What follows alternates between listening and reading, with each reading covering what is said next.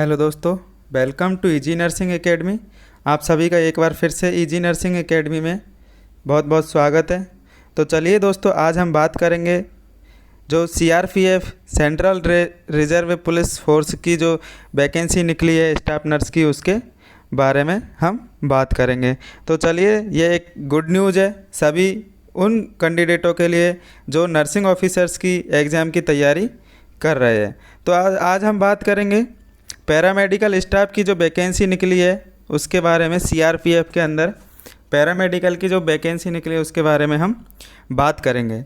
तो सबसे पहले हम बात करते हैं पैरामेडिकल में अपन को बात करनी है स्टाफ नर्स की, जो नर्सिंग ऑफिसर या स्टाफ नर्स की पोस्ट है उसके बारे में हमें बात करनी है। तो सबसे पहले इसमें दे रखा है ऊपर जो opening date of application form, जो डेट एप्लीकेशन फॉर्म की जो स्टार्टिंग डेट है वो है 20/7/2020।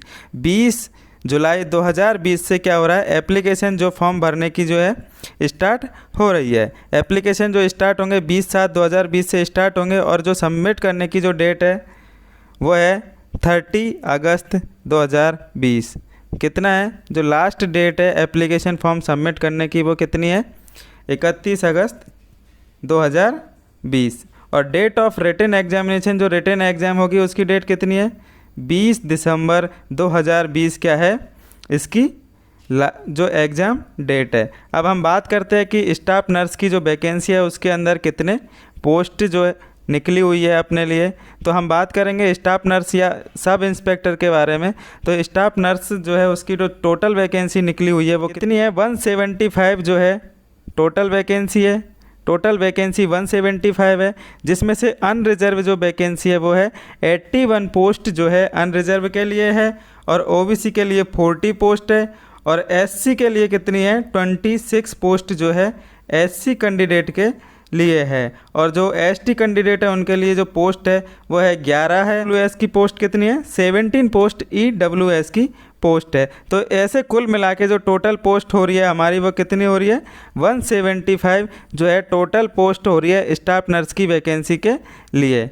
तो चलिए दोस्तों, हम बात करते हैं कि हमें क्या क्या चीज़ें इसके लिए क्वालिफ़िकेशन की ज़रूरत पड़ेगी और क्या क्या चीज़ें हमें देखना है। तो सबसे पहले अगर हम बात करते हैं इसकी पेमेंट के बारे में, तो इसका जो लेवल 6 जो पे मैट्रिक्स 6 है उसके अकॉर्डिंग इसका जो पेमेंट बनता है वो है 35,400 से लेके 1,12,400 तक इसका बेसिक जो पे है वो बनता है लेवल 6 के अकॉर्डिंग। लेकिन क्या है कि अभी लेवल 7 जो है आ चुका है एम्स में, और बाकी सेंट्रल गवर्नमेंट में क्या है लेवल 7 जो है उसके अकॉर्डिंग पेमेंट बनती है। लेकिन सीआरपीएफ में जो अभी दे रखा है उसका है लेवल 6 दे रखा है, इसलिए उसकी जो पेमेंट बनेगी उस कितनी बनेगी, 35,400 से लेके 1,12,400 तक बनेगी। अब इसके लिए एजुकेशनल क्वालिफ़िकेशन की अगर हम बात करें नर्स ग्रेड 2 के लिए, तो 12th पास होना चाहिए।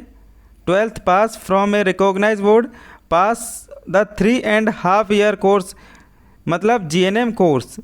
12th के बाद जीएनएम कोर्स जो है वो होना चाहिए। उसके बाद क्या होना चाहिए, उसके पास रजिस्ट्रेशन जो सर्टिफिकेट है वो होना ज़रूरी है। जो अपने क्या है स्टेट जो रजिस्ट्रेशन जो काउंसलिंग होती है, स्टेट नर्सिंग काउंसलिंग या सेंट्रल नर्सिंग काउंसलिंग है, उसके अंदर क्या होना चाहिए, उसका रजिस्टर नर्स रजिस्टर मिडवाइफ का जो है रजिस्ट्रेशन होना चाहिए। अब हम बात करते हैं कि एज जो है उसकी कितनी होनी चाहिए, कितनी एज तक हम उसको एप्लीकेशन फॉर्म को हम भर सकते हैं, कितनी एज जो लास्ट ओवर एज की जो बात करते हैं तो कितनी लास्ट एज है, 30 30 year relaxable for government servant up to 5 year in accordance with the instruction और order issue by the central government. जो अगर हम बात करें नॉर्मल आदमी की, तो नॉर्मल जो स्टूडेंट जो है 30 ईयर उसकी अगर एज है वो क्या कर सकता है, एप्लीकेशन फॉर्म को फिल कर सकता है। लेकिन अगर कोई गवर्नमेंट सर्वेंट है तो वो क्या करेगा, उसका जो रिलैक्सेशन मिलता है एज का अकॉर्डिंग टू जो सेंट्रल गवर्नमेंट का रूल है उसके अकॉर्डिंग क्या मिलेगा, उसका एज रिलैक्सेशन मिल जाएगा। और जो क्लोजिंग डेट कितनी रहेगी उसकी, मतलब कि जब तक एप्लीकेशन फॉर्म फिल हो जाते हैं उस तक उसकी डेट कितनी होनी चाहिए, 30 ईयर की जो एज है वो होनी चाहिए। अब हम बात करते हैं ये बाकी की पोस्ट है, रेडियोग्राफर की पोस्ट है। रेडियोग्राफर के लिए इन्होंने 12th साइंस से प्लस रेडियो का डिप्लोमा मांग रखा है। और हम बात करते हैं इसके अंदर जो वैकेंसी है वो इंक्रीज़ भी हो सकती है और डिक्रीज़ भी हो सकती है।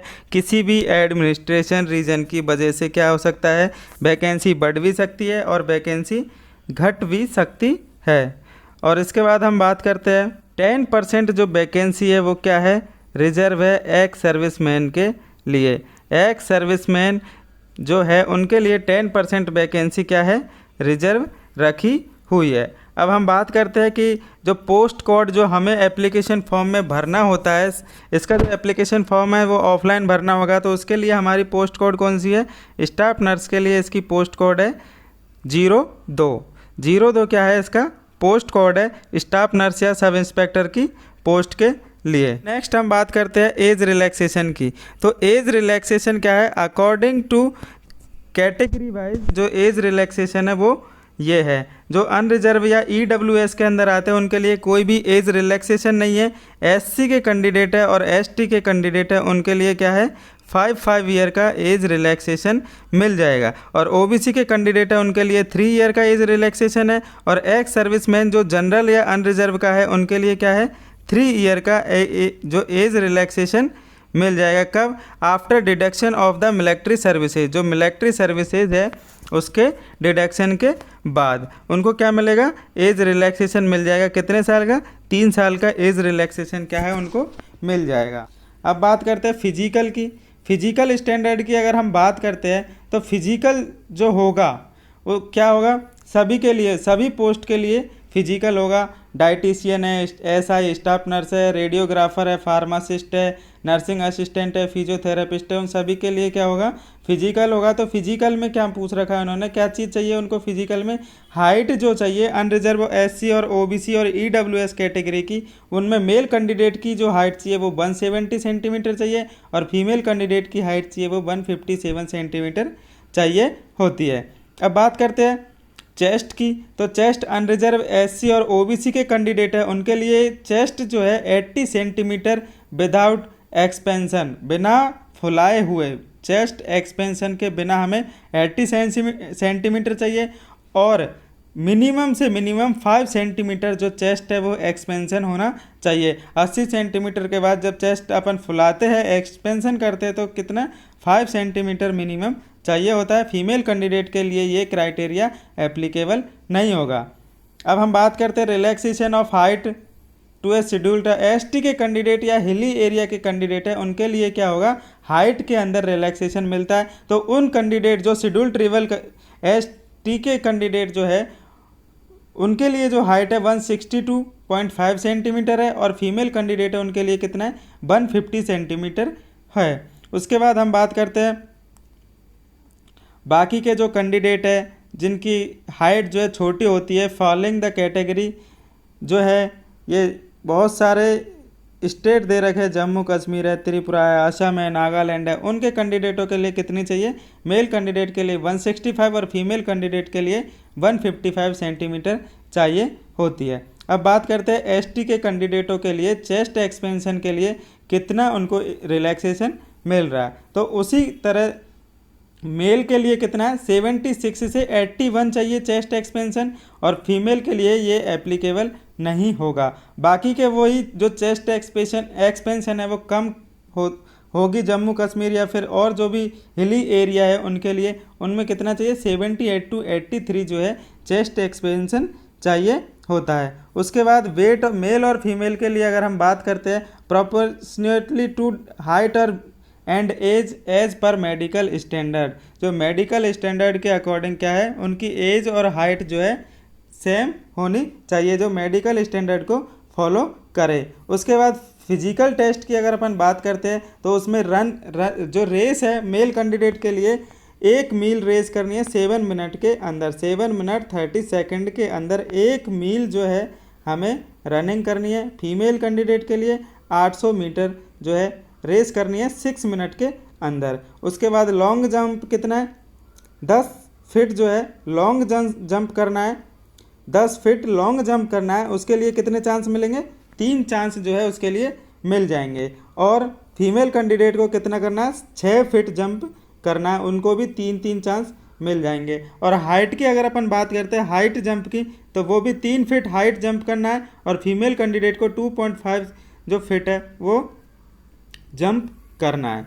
उसके बाद हम बात करते हैं एग्जामिनेशन जो सेंटर्स है वो कहाँ कहाँ होंगे। Examination centres new Delhi, Hyderabad, Guwahati, Jammu, Prayagraj, Ajmer, Nagpur, Muzaffarpur और पैलीपुरम जो है इनके एग्जामिनेशन सेंटर होंगे। अब बात करते हैं एग्जामिनेशन फ़ीस की, तो ग्रुप बी के लिए unreserved category apply the recruitment अब पोस्ट शुड भी 200 रुपये, 200 रुपीज़ क्या होगा। ओबीसी, अनरिजर्व और ईडब्ल्यूएस के मेल कैंडिडेट के लिए कितना रहेगा, मेल कैंडिडेट के लिए 200 रुपये रहेगा ग्रुप बी के लिए, और 100 रुपये ओनली फॉर ग्रुप सी के लिए रहेगा। ग्रुप बी और ग्रुप सी के जो दो एप्लीकेशन फ़ीस है वो क्या है, अलग अलग है। तो मेल कैंडिडेट के लिए 200 रुपये और बी ग्रुप के लिए और सी ग्रुप के लिए कितना रहेगा, 100 रुपये रहेगा। उसके बाद क्या करना है, फ़ीस जो सबमिट करनी है वो कैसे करनी है, हमें इंडियन पोस्टल ऑर्डर या फिर बैंक ड्राफ्ट डीडी से बनाना है, या फिर पोस्ट ऑफिस का जो पोस्टल ऑर्डर होता है उसके थ्रू हमें क्या करना है, उसके थ्रू एप्लीकेशन फ़ीस को जमा करना है। इसके अलावा ऑनलाइन जो पेमेंट मोड है वो नहीं होगा। और जो डिमांड जो ड्राफ्ट बनाना है, डीडी जो बनाना है हमें, तो वो किसके नाम से बनाना है, वो बनाना है फेवर में DIGP group centre CRPF Bhopal, payable eight SBI बंगरासिया। ये किसके फेवर में बनाना है, DIGP group centre CRPF Bhopal जो SBI बंगरासिया के लिए बनाना है। उसके बाद हमें क्या करना है, कैसे एप्लीकेशन फॉर्म को करना है। Candidate should read the instruction notice carefully before making any entry और selecting option, should supply all required detail will filling up the form and will have to paste their photograph and signature, due care taken by candidate to fill up their application form correctly, incomplete or defective application shall summarily rejected। क्या ये बोलना चाह रहा है कि हमें क्या करना है, एप्लीकेशन फॉर्म को केयरफुली भरना है। एप्लीकेशन फॉर्म को सबमिट कहाँ करना है, application form must be submitted by hand और पोस्ट ओनली। हमें क्या करना है, पोस्ट के थ्रू या हाथ से दे के हमें क्या करना है, एप्लीकेशन फॉर्म को सबमिट करना है। ये जो एप्लीकेशन की डेट है वो क्या है, 20 जुलाई से लेके 31 अगस्त तक क्या है, इसकी एप्लीकेशन की लास्ट डेट है। और इसके लिए क्या करना है, हमें कौन कौन से डॉक्यूमेंट्स चाहिए, उनके लिए हमें ये सारे डॉक्यूमेंट्स चाहिए। उसके लिए 2 पासपोर्ट साइज़ के फ़ोटो चाहिए, उसके बाद एनवेलप चाहिए, और उसको क्या कहाँ सेंड करना है, हमें central reserve police force paramedical staff examination, उसके ऊपर नाम लिखना है और क्या करना है, हमें सेंड करना है कहाँ पे, टॉप उसके ऊपर क्या लिखना है, DIGP group centre CRPF Bhopal, village Bangrasia, taluk हुजूर और डिस्ट्रिक्ट भोपाल MP के लिए हमें क्या करना है, उसको सेंड कर देना है। एड्रेस में हमें क्या लिखना है, ये एड्रेस जो है हमें लिखना है, और उसके लिए नेम ऑफ एग्जामिनेशन हम क्या लिखेंगे, central reserve police force paramedical staff examination क्या है हमें लिखना है। और जो लास्ट डेट है एप्लीकेशन की वो क्या है, 8/2020 क्या है इसकी लास्ट डेट है। और इसके एग्ज़ाम शेड्यूल की अगर अपन बात करते हैं तो एग्ज़ाम में इसमें 50 क्वेश्चन जो है पूछे जाएंगे, 50 मार्क के क्वेश्चन होंगे, 10 क्वेश्चन एक नंबर के, जनरल इंटेलिजेंसी के जनरल अवेयरनेस के 10 क्वेश्चन एक नंबर के, न्यूमेरिकल एप्टीट्यूड मैथ जो आएगी 15 नंबर की आएगी, और इंग्लिश और हिंदी जो आएगी वो कितने 15 नंबर की आएगी। इसके लिए क्या करना है, हमें 50 में से क्या करना है, for the post of inspector SI के लिए 50% चाहिए, और SC ST और OBC कैंडिडेट को कितना 45% जो है क्वालिफिकेशन के लिए चाहिए होगा। मल्टीपल चॉइस क्वेश्चन होंगे, हिंदी और इंग्लिश दोनों लैंग्वेज में आएंगे। थैंक यू दोस्तों, वीडियो अगर अच्छी लगे तो लाइक करना, शेयर करना, सब्सक्राइब करना चैनल को। मिलते हैं नेक्स्ट वीडियो में। और सारी नर्सिंग के लेक्चर की अगर वीडियो आपको देखना है तो चैनल को